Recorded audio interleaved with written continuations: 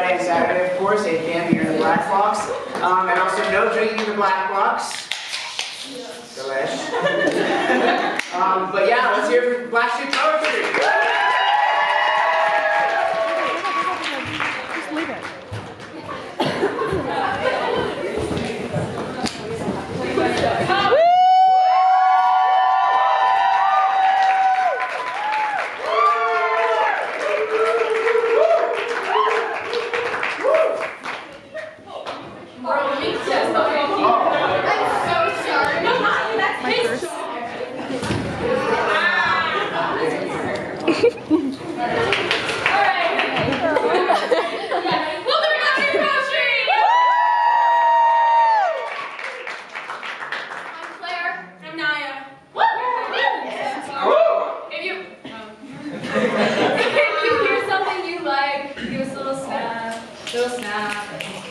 Maybe give like a little ball clap, you know, if you want to do that instead. And I think that's it, right?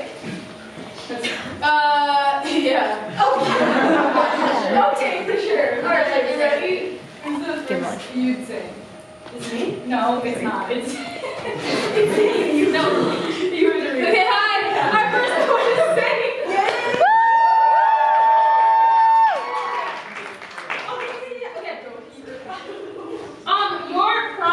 We do prompts for our poets press.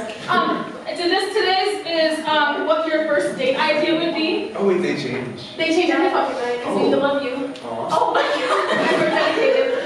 Zane's first date idea would be going to the zoo and looking at the snake enclosure. Guys, I actually worked at the zoo this summer. Wait, was that my phone? No. Oh. Alright. Sorry, guys.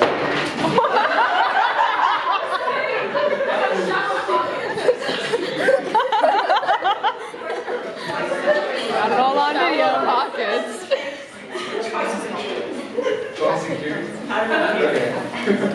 Sorry. Alright. Guys, it's poetry time.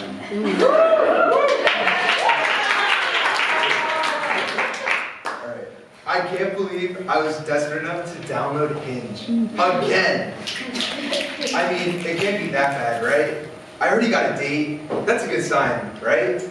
You know, it's so weird. So much talk about loving people for who they are and about how what matters being on the inside. Yet, in spite of this, I create a carousel of photos, each a staged and idealized glimpse into my life. I mean, could you tell from this picture of me hiking that I still sleep with my retainer on? Or from this picture of me at Pugsley's, that every summer my grandma and I care for a garden of parsley, basil, tomatoes, mint, green onion, eggplants, cucumbers, red roses, blue hydrangeas, lavender. Am I not more than my pictures? My God, are our pictures what define us? What determines whether we find love? As if some app, a simple algorithm could predict something like love. How can ones and zeros calculate the complex, the carnal, the infinities, the asymptotes, the permutations, the combinations, the love? Has my life grown so busy and the world so big that I need love to come to me? Because that's what it is. A passive love presented to us by Hinge, Tinder, Christian Mingle. Is love not an active process? Sorry. We meet someone, we talk to them, we get to know them, we see where things go. And I mean, you can argue that this happens online, but when we do this in real life, we do it for our own sakes, our own hearts, our own desires. Do we really get this online? Or are we finding just another way to occupy our time for someone else's profit? We get some stupid little date, we finally get to spend time with someone we've only seen represented on a screen, the apple of my and Hinge's eye. Is this love? Is it even infatuation? But still, like, this is my third time downloading Hinge. And I'm still going on this dumbass date. And shit, I still haven't gotten ready. Maybe I'll find love on Hinge.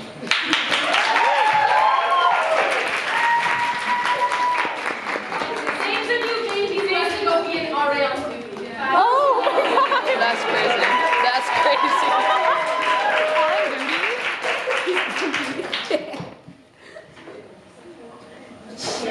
Okay, next up is Claire!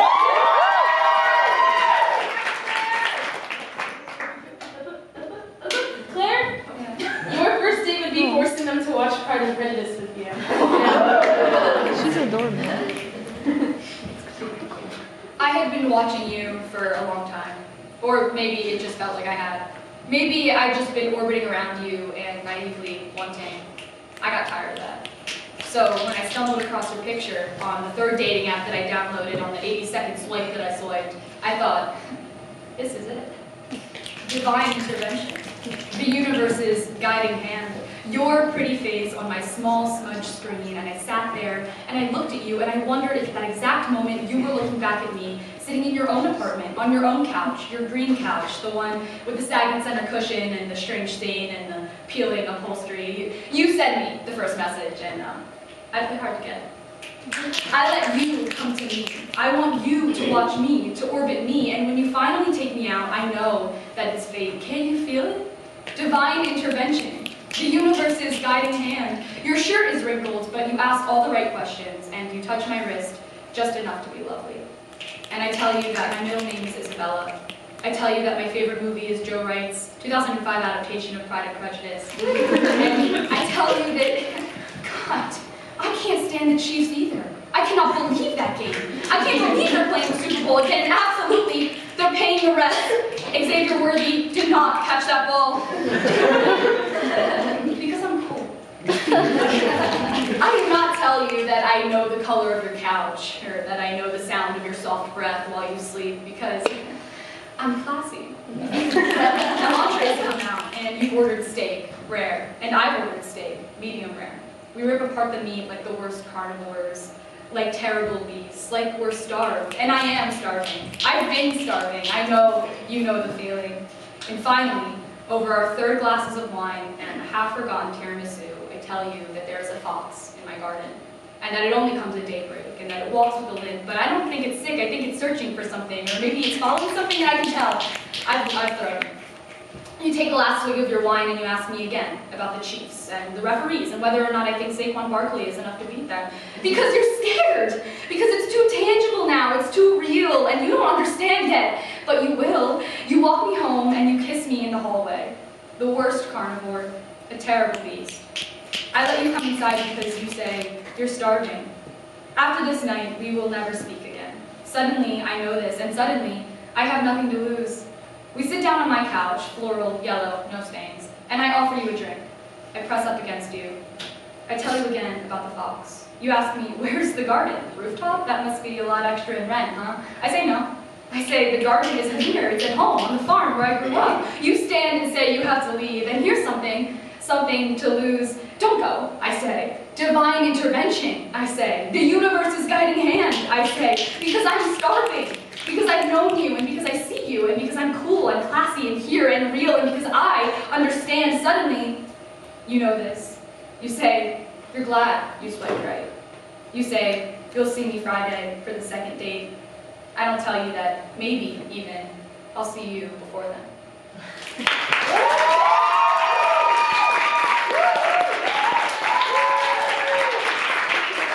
Next up, we have Natalie!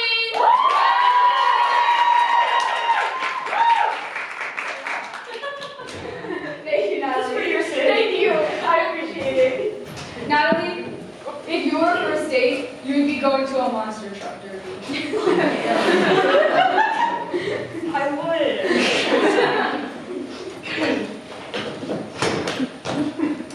I mean, what gives Nicole the right to treat me like this, yeah? Sure, my mates and I called her a fucking bellend bitch for not trusting me around Brittany after I slept with her yesterday and told her we were soulmates. So tell me that I look like that fucking note for Tutu guy. Too fucking far, mate. I mean, I like to see that little fuck monkey try to bench 210. Johnny, the question was, do you love her?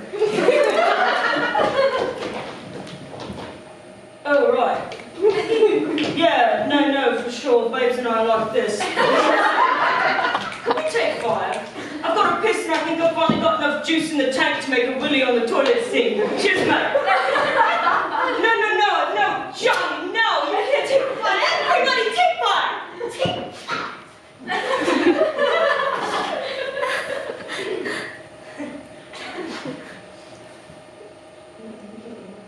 Well,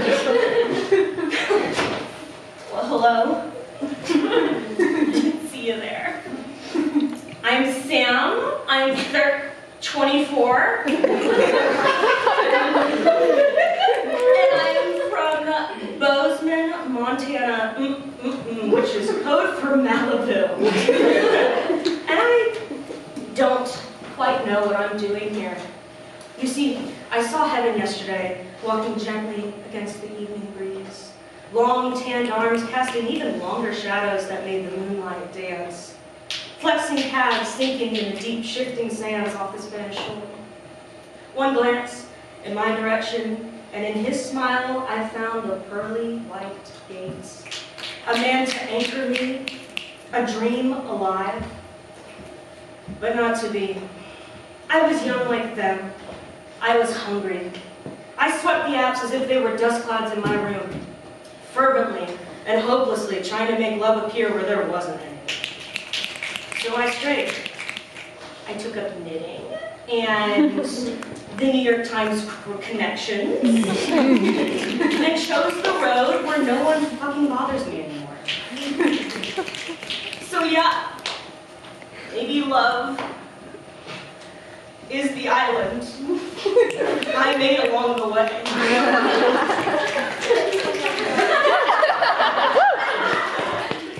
Its cynical shores and crestfallen waves cursed to forever seep into the other. The sun that shines upon it is black and calloused, and the sharp reef surrounding it keeps even the most gallant sailors at bay. It is there that which I cannot stay. I beg you. Who could? Now I've cleaned the spit off mics and edit clips to make people say things they didn't, and pretend like this is what love is supposed to be. Like overlapping handprints on cave walls and love letters in every language, and calling home no matter the time. We're all band-aids on an otherwise rapidly rotting appendage we call the human heart. Like we were born to fly, but fated to fall. I sit and I watch as the worst of our humanity is portrayed as the second coming, as the cameras shoot bullets and not pictures, as Johnny pulls his stupid pants down and pisses on the sanctity of a soul, as the dramatics get amplified to the point where maybe this is real now. Maybe we're not being dramatic enough. Because when I really try to remember that golden god of a man, the beach boy with the disarming dance, I only see the tide rising, coming. The arms of the ocean sweep over the vision. The once tan limbs become ash. The calming breeze is now a hellish storm. The moon is red and falling down. The body turns to face me as it's swallowed by the sea, and I notice for the first time the sardonic smile resting easy on his lips. So easy that I know now it was never anything else. And in my last breath before the tide takes me, I say to myself, this isn't worth it. The further I drift out to sea, circling the comfort of fast-fading currents, unmanned, more ways than one, the once looming island becomes only a shrinking speck on the horizon, as if one day it could be nothing at all.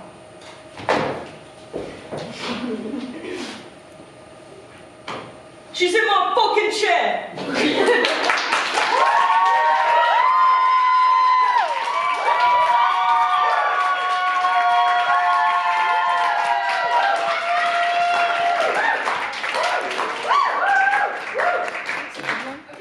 Next up we have Sarah!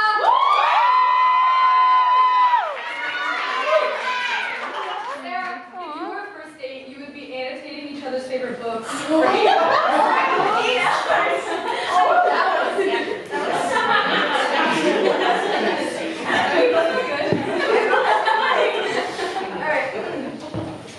You'll know, that's what they said. You'll know that he's the one, and when you do, it'll feel like a symphony. I stood for years in my black dress, waiting for that song everyone loved. The throngs of the audience's gazes hitting me in the dark. Some left, done waiting for him. For me. I stood there for a while, waiting to take flight, not thinking to check for her.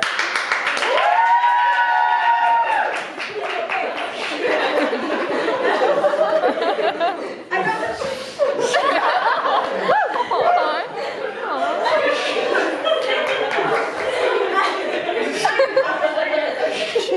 truth hit in the orchestra, like the pain in my hands after violin practice. Everything I loved, everything I hated loving, all woven together.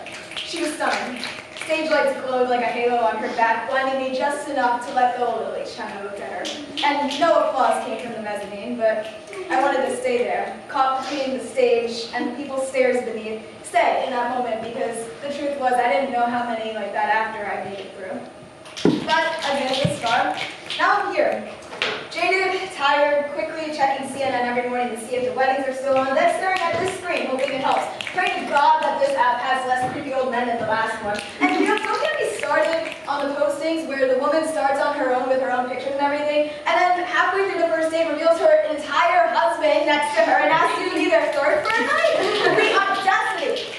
Anyway, I'm here, choosing pictures, writing fun facts, setting up my life like I have it together, when the truth is, I just learned how to hold myself together, instead of tearing myself up into smaller pieces, trying to reassemble them into something else.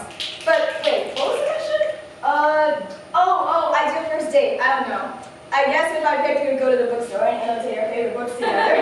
Something about being surrounded by stories makes it easier to think of yours, you know? And I'd love to just talk for a bit. We could start with favorite colors, then move on to hometowns, and then at some point you'll tell me of the stages you stood on, and the gazes that met yours in the crowd. Oh, and make it a bookstore in the city. The drones of everyone around us feels like something big has parted to leave us room, to share something nice between us. Well, maybe not nice, it depends on how much humor you use to cope, or maybe it is nice, I don't know. But sharing something.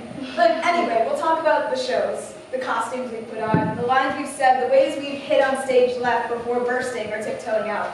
You'll tell me how you dodge the questions from well-meaning people scoring morality points in the name of civil discourse on both sides of the aisle, and I'll get that. I'll tell you that the few times I've been caught staring at boys, it wasn't really to see them in my arms, more so to see parts of them in myself, and you'll get that. And obviously there's more to it. There's joy, there's you, who found me despite all of it, because of all of it. There's the way that the city lights will glow around you, and they'll seem to frame the scene for us just the same as they'd frame it for anyone else. And the way my hand will move towards yours, because for all the good and the bad, we're mates have found each other now, no matter whether or not you'll text me back tomorrow, because we're finally hearing the symphony and knowing what it's like to love so much without a care in the world, even if it's just for a moment. Because even though I get you and you get me, we also get that no one really has to get anything. The audience can leave, the news can cross out words, but you can't cross out a moment. Not one that's deep and disheartened, not a moment that you want to stay in as long as you can. But anyway, let's not get swept away. Sorry, I'm a little new to this game still. I guess I'm happy to finally get a match that's not a creepy old man for once. But anyway, hi, I'm Sarah. What's your name?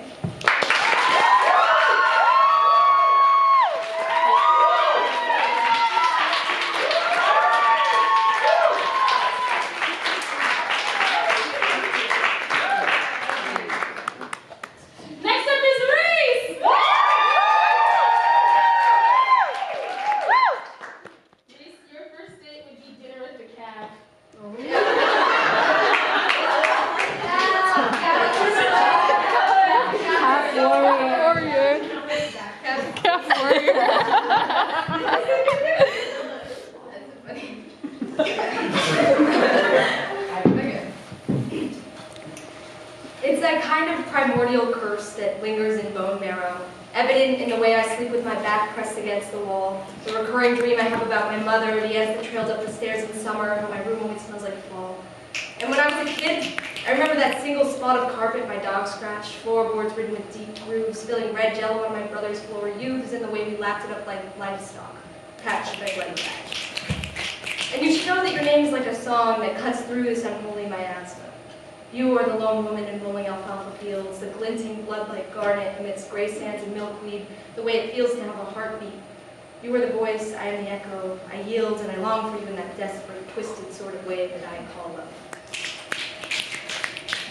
In the beginning, there was Randy and Claudia. They were raised on small, poor ranches from opposite corners of the state, and they met in the arena where the air tasted like sand. melting through the cracks of the tongue in that old Lucullan way, ancient and laden with prayer. It had taken hours to get there, riding I-25 south before cutting clean across the state of Wyoming all the way to Pocatello. She knew of him. They were both 16, both going professional, neither with any real prospects. He chewed tobacco, spat it out on the ground, and mushed it under the heel of his boot in a shameful display of anxious masculinity. His hat was too big, it cried out to her, and she could tell he'd come from a long line of rodeo men in abject poverty. Randy was a bull rider. It was in his bones. He felt the wild spasms of his spine as surely as he felt the warm caress of his dead mother. Claudia was a barrel racer, the first rodeo girl in her family, and the only child who lived past the age of 12 because her sister had both died of smallpox. Claudia braided her hair, fastened the straps of her helmet, checked the spurs of her boots.